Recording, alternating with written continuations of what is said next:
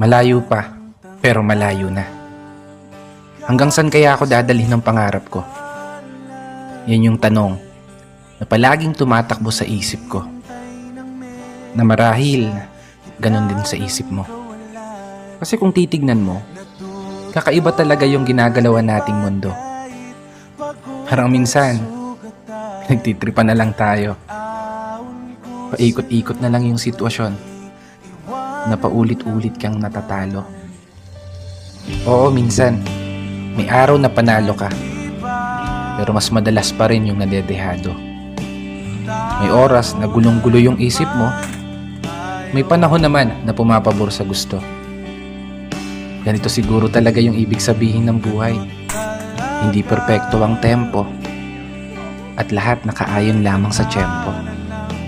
Pero kahit ganon, dapat magpasalamat pa rin tayo.